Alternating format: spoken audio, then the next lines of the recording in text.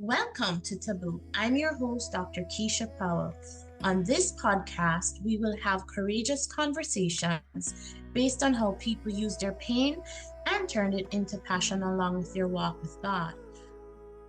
Hi, everyone. Welcome again to Taboo. This is your host, Dr. Keisha Powell, and today I have the privilege of having someone who is very, very, very special, near and dear to me. Her name also is the same as my last name. Her name is Trudy Powell. Before I let her introduce herself, Trudy and I go way back clearly because she's my cousin and I'm super proud of her. Trudy doesn't know how much she has inspired me. She always pushes me to be the best person I can be. She's a woman of God, a woman of strength, a woman of grace. And I wish everyone could see how beautiful she is inside and out. Today, I get the privilege of sharing her with the world as she shares her journey of how she turned her pain into passion. And I just want to welcome with love Trudy, welcome to our show. Thank you so much for gracing us. And could you tell the listeners a little bit about yourself? Keisha, thank you for having me.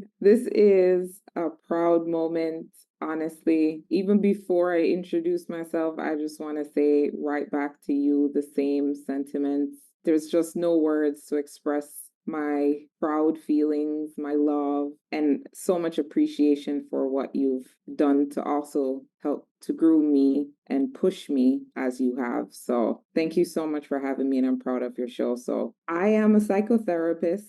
I'm originally from Jamaica. If you can't hear my accent, I am from Jamaica. I've been working in the substance use and mental health field for over 17 years. I really enjoy my journey and how far it has taken me. I've learned so much about empathy and compassion. Just a little bit more about me. I have two cats. One is 18, one's 8. The 18-year-old is grumpy. The 8-year-old is playful. I enjoy quiet times, working out, spending time with my nieces and nephews, all 5 of them. I know, right? It's a lot of chaos. My favorite thing to do has been recently working out and taking time to center myself and my energy, which also helps my brain. And ladies and gentlemen, she also forgot to tell you she has an Instagram. Could you tell them the name of your Instagram so they could follow you? You need to follow her workout and her health, skin, and hair regimen. I knew you were going to bring that up, but my Instagram is curly_mixed_love. And I also have a TikTok and a YouTube channel that's growing. So if you want to check me out, it's all the same handle. So, without further ado, thank you so much for being on the show again and for introducing yourself to us. How did your journey begin when did you turn your pain into passion? Very interesting question. My journey started years ago, and many, many years ago. I don't want to age myself, but this started way back in my home country of Jamaica around the age of 9. I had an experience seeing immediate family members struggle with mental health disorders. And of course, at that time, I had no idea what that struggle meant, what it was defined by. I was very confused with observing different behaviors that I couldn't understand at that age, right? And growing up and with that confusion and curiosity, it turned into, what's really going on? Just to express this as well about the culture, if no one knows, back then, many, many years ago, with the lack of education and people understanding what those defined mental health disorders or substance use disorders were, people would consider someone who is struggling an outcast or someone whom they consider a term called mad, quote unquote, right? No one understood how to then treat that person, how to respond to that person, what resources were there. And seeing that on a daily basis kind of gave me the curiosity and let me find out more about why people struggle, why they present in different ways at different times, right? And for me, I realized very early that all the older people in my family would come to me to talk about stuff that's going on within their household or within their relationships. I'm like, why are you coming to talk to me? I'm young. What do I know? But what I learned about myself during that process was one, I was a good listener, and two, I gave good feedback, even at a tender age. And I turned that into, how could I do this to help support people around me? How could I utilize that skill to help even strangers? And how do I use that skill set and that knowledge that I would gain through education to even help my direct family members that I saw that struggled? I went to graduate school, I went to undergraduate school, I focused on counseling, mental health, substance use disorders, and really that's what I do on a daily basis to help support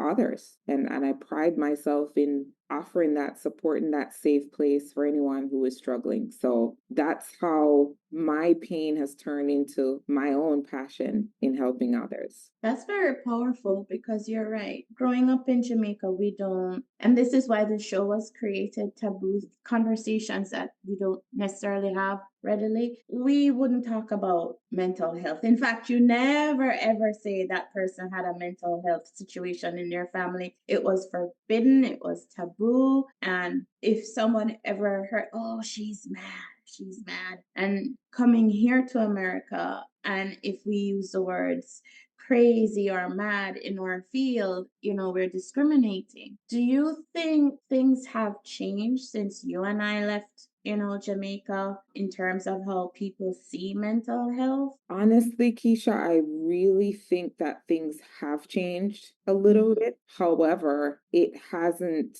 gotten to that place where, like you referenced being here in the US, where we're so sensitive to any kind of discriminatory word or behavior or response to anyone. I don't think it has that sensitivity across the board for all Mhm. Jamaicans. I think more work can be done there and more education, maybe even in mainstream school systems. Let's talk about what it is or what it looks like within your own family system. Mhm. Who in your family has a substance use disorder? How does it affect you? And start that education from an early age. And what Mhm. people don't talk about is this: a lot of times, generationally, we carry the traumas from, our ancestors or mom or, True. or grandmother, and we don't have that opportunity to open up conversation even for the youngsters. We form this tough, I can go through anything. I have to be strong, Suck it up and deal with it. correct. And we're not having those conversations. We're not opening up and sharing with each other and saying, hey, it's okay to express that. It's okay to talk about it. It's okay to open up and share and get support. It's Mhm. always something, and the culture. Don't tell your business to Yes, very her, true. right? Don't talk about things externally, like Yeah. what we go through in our family life is private, don't share it. So Mhm. that's a part of one of the struggles that I still see when I Mhm. speak to family members there and often enough visit and observe kind of that still sheltered, secretive message that has been passed down. And I wish I could make a change. But what I'm doing on my journey is trying to create that change within the realm of what I can control right now. And who knows where that journey will take me. But I definitely think there could be more sensitivity and more education back home. I know you're going to do it because that's who you are. I've always known you as a trailblazer and a trendsetter, and I've never seen you not. When you say you're going to do something, truly, you always do it because there's something that you touched on too. And it's not only in Jamaica that I see it, I've seen it with other cultures as well. And I'll just use this as an illustration: alcoholism and smoking marijuana. A lot of people see marijuana as, okay, I'll take a little bit of a hit of it, or I'll take the new edibles of it because it helps with my anxiety. I like to tell people and remind them that marijuana is considered a hallucinogen, it's a substance, it is something that is often abused, and it shouldn't be taken lightly. And especially if someone is suffering from anxiety, that's the worst person to use marijuana because it alters you neurologically and creates an imbalance. And as a psychologist, I've often spoken about it. Another thing is alcoholism. Some people think if I just drink for now to make myself feel buzzed, I'm okay, I'll be all right, and that it doesn't affect me. Culturally, coming from Jamaica, people say, man, he's just buzzed, he's fine. But we don't look on the outlying behaviors, and we don't realize that this person keeps drinking, and how do we help them? And I've seen it in other cultures. I've seen it here. Oh, don't worry about it. Eventually they'll stop. Do you find, and so when you say what you just said, I know and I believe and I have faith that you're going to do something to help. And so maybe this is a good platform to say to the Ministry of Health, right? It's Ministry of Health in Jamaica. Perhaps you want to reach out to Miss Trudy Powell, please, and so that she can help you guys get something more out there for people in terms of the mental health field. Thank you very much. So, would you change anything if you could? I think we touched a little bit on it, but would you change anything if you could? I would say, how about we start with you personally and then what you would do professionally? Personally, and that's a very deep question, and Mm, thanks for posing it. It's a great topic, right? And it brings about the idea of how in tune a person is and how much self-reflection have they done, right? And I'm a woman of a certain age, and you do get to that point in life when you have to look back and, who am I? Whom have I been? Who have I mm, represented myself to be professionally, personally within a family unit? And I would say with conviction today, I wouldn't want to change anything about my experiences that I've gone through. It has taught me a lot of personal strength, pushed through. It has given me passion to find myself over and over again. And I want to say finding self is a daily process and it never stops, right? You can be 80 and you're still going through a process of finding self and finding that self-love. And I don't want to say all my experiences have been the most pleasurable, right? It hasn't. You go through life with these experiences that shape things and makes you stronger and makes you mm, push harder. And truth is, I wouldn't really want to change anything at all because it has shaped me to be the strong, best version of myself that I am sitting here today. mm, And when we speak of change with the field that I'm in, with the culture that I've come from, I would want to see a lot more love and a lot more compassion practiced and emulated from the leaders all the way down. It has been a culture that has been so closed off to open expression and let's channel this to talking about the different sexes, right? mm, It has often been known for women to openly express, I want to talk to my girlfriends, I want to talk to my mom, I can talk to my sister. But for men in certain societies, who do they see as an example of their vulnerability, right? mhm, They rarely do have that experience. It's not something culturally acceptable. Men are supposed to play the role of dad, caregiver, a financial responsible person, taking in the money, being the disciplinarian. Mom is the cook, the homemaker, and if she works, which is another role, right? And that creates that environment for the mom to be a little bit more taxed and stressed. But then mhm, what happens to the men? Where is their soft landing? Where is their peace? Where is the emotions that they have that they stuff all day? And that's why a lot of people, we drink, we do a substance. I'm mhm, stressed. I come home from work, I've had a long day, I'm going to take a shot of this, a swig of that, a puff of this, a puff of that. And then what that person is now practicing is that suppression instead of expression. And it becomes this ritualistic thing that becomes a habit, that becomes a part of who they are, that prevents them from tapping into their trauma, their stress, mhm, expressing openly what they struggle with. And over a period of time, when they do that, they end up shaping behaviors that their children are now seeing and now learning. I've never mhm, seen dad express himself. I've never seen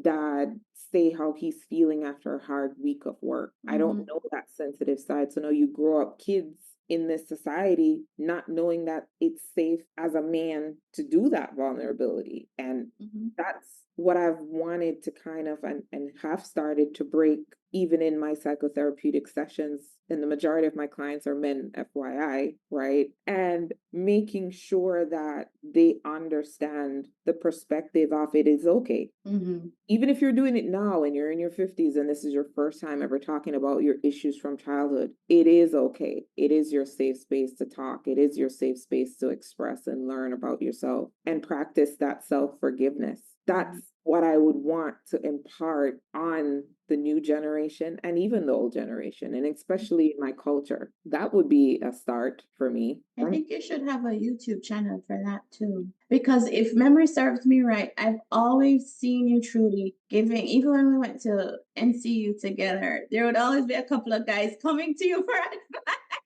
Especially dating advice. Listeners, let me tell you, we would be walking on campus and there's a group of people who she was very popular, but people always came to her for advice. And some of the people she didn't even know because someone would say, "This is my friend. I want you to meet Trudy, and she does this." And she never said no. Even now, Trudy never says no to helping other people. And it's something I've always admired of her, about her. It's true though, because even in my work, I've always and I have quite a bit of male friends who I also counsel, and they will tell me the same thing.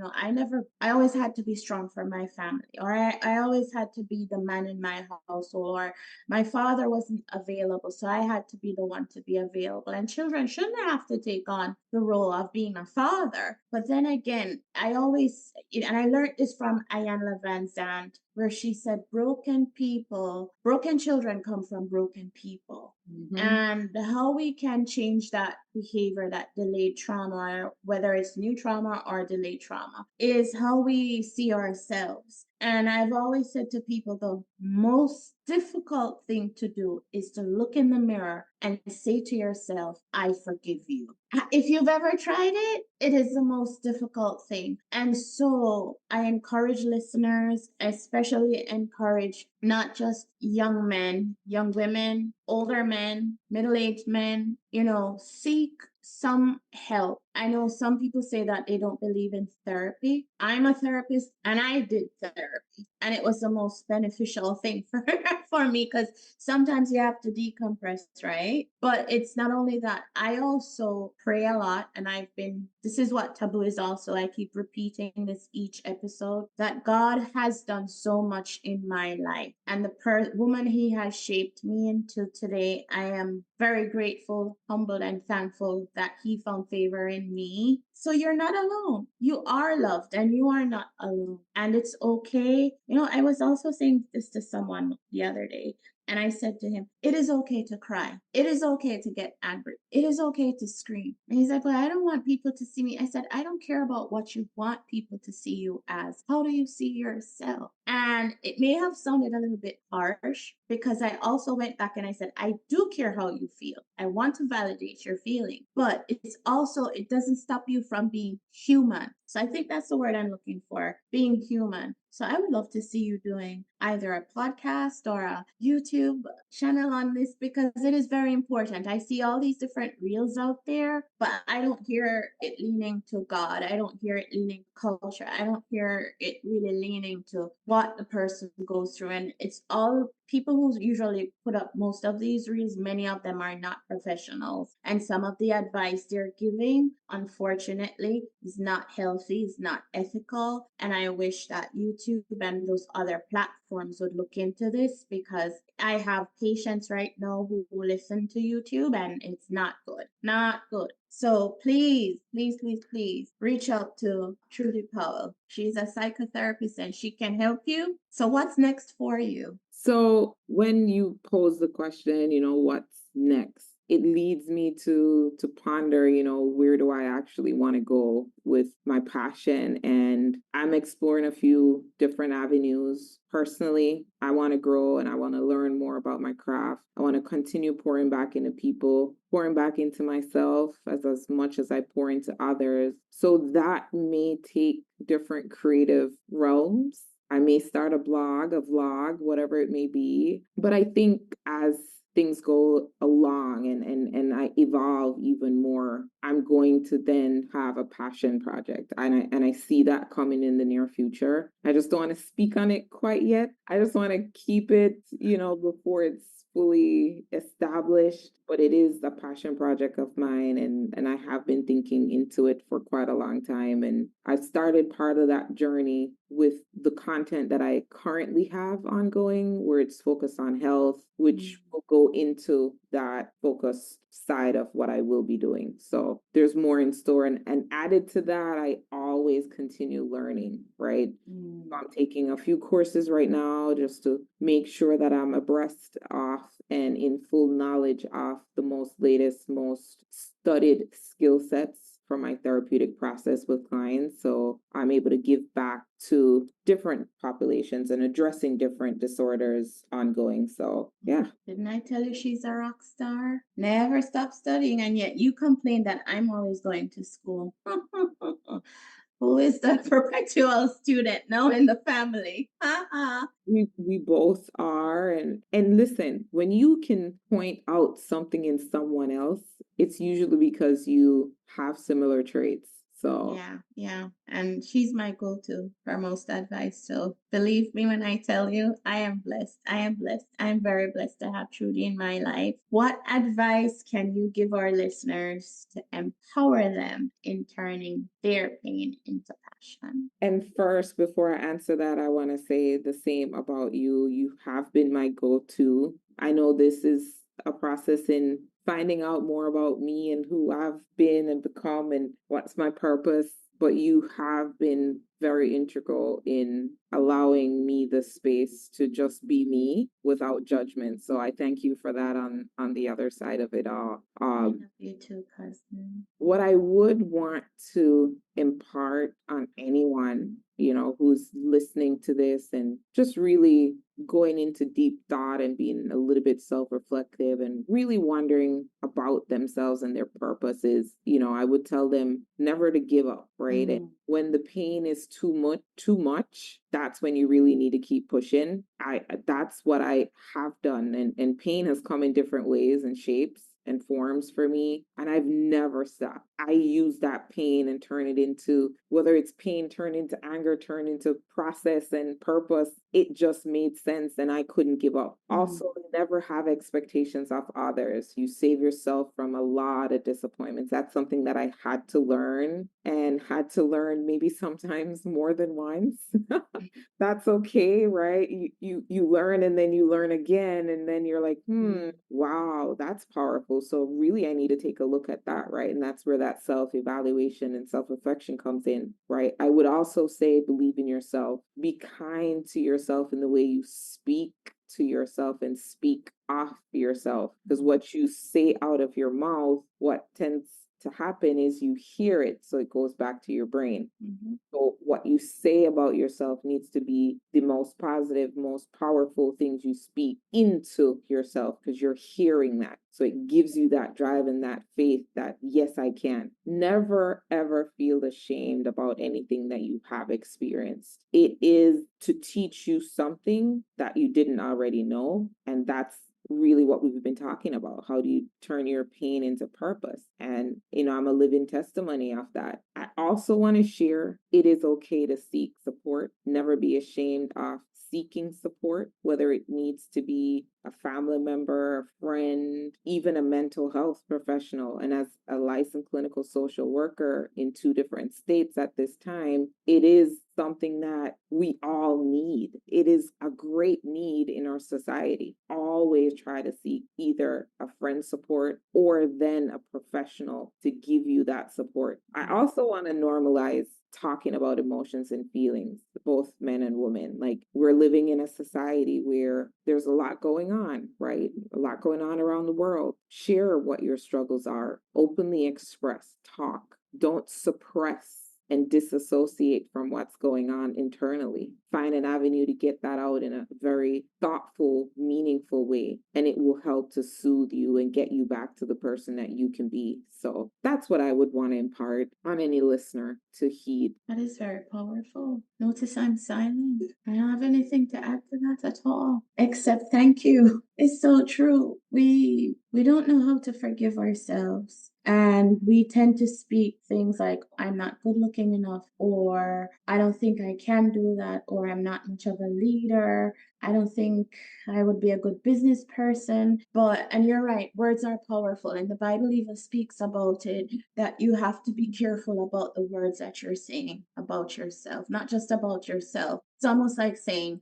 God gives me these talents, but I'm not worthy enough. And with what's going on and popularized in social media right now, there's so many people who feel lost and hopeless and broken. And I want to remind you, you are not lost, you're not hopeless, and you're definitely not broken. It is okay if you wake up in the morning and you just feel like down a bit. Pray, get on your knees and ask God, God, this is how I'm feeling this morning. I'm not really strong right now, but I'm asking you for that strength. Please help me. And if opportunities are presented to you and you're not quite sure what to do, pray about it, write it down, seek counsel. But if you seek counsel, be careful of whom you're seeking counsel from.